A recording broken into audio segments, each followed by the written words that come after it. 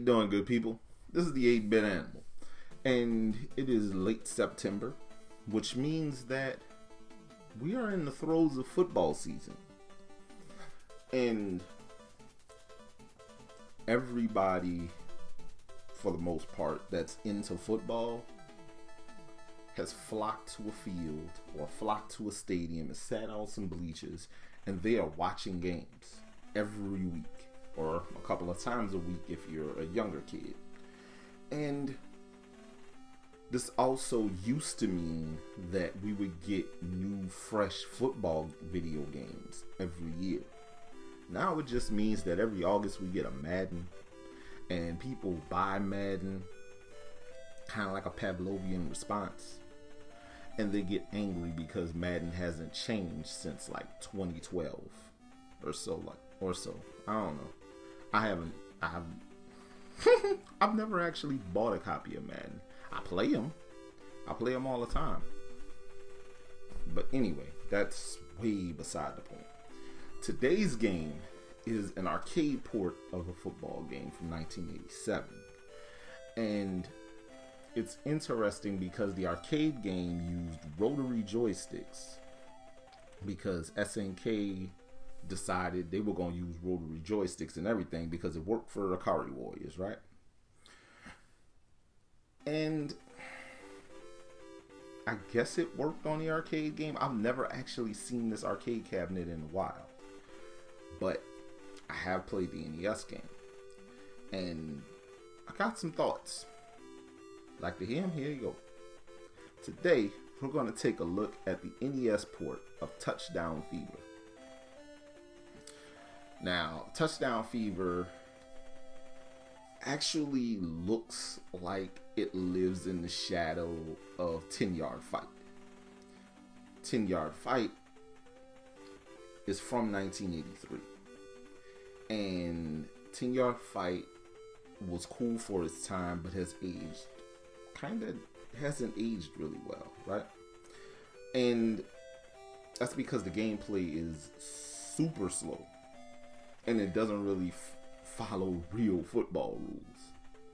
Touchdown Fever tries a little bit better about following rules. But Touchdown Fever also borrows from the arcade version of Tecmo Bowl, in that once you snap the ball and play starts, as long as you don't pass the line of scrimmage, that ball gets lobbed all over the place. EDS Tecmo Bowl, once you set a play, and that's it. But the arcade game was a little more all over the place, more quote-unquote freestyle football. And Touchdown Fever kind of has that vibe. You only get a couple of plays: a short pass, long pass, QB sneak, a run play, and either a punt or a field goal if you're within 15 yards of the end zone. And it features teams from assorted NFL cities at the time, but none of the real players, none of the real team mascots, none of the real actual team colors. But for what it represents and what it is, this was SNK's first football excursion, and it wasn't a bad one. The little NES version of the game handles okay.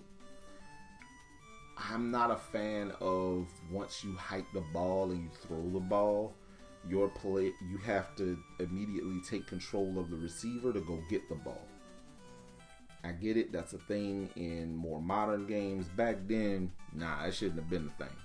Back then, that was chaos. That was chaos incarnate. But again, this was back when people were still trying to figure out how to make a good football game for a home console, and make it on a console that only had 2 action buttons, right? I mean, it shouldn't have been that hard. Tecmo got it right. But yeah, if you decide you want a copy of Touchdown Fever, about $15 to $20 for a loose cart, maybe a little less.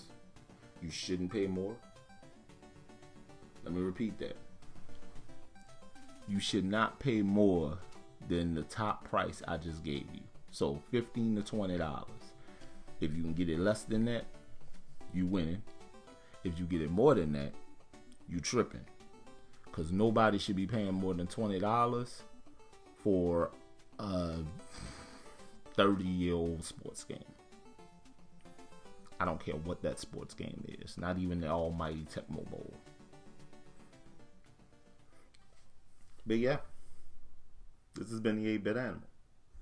I'll catch you beautiful people tomorrow.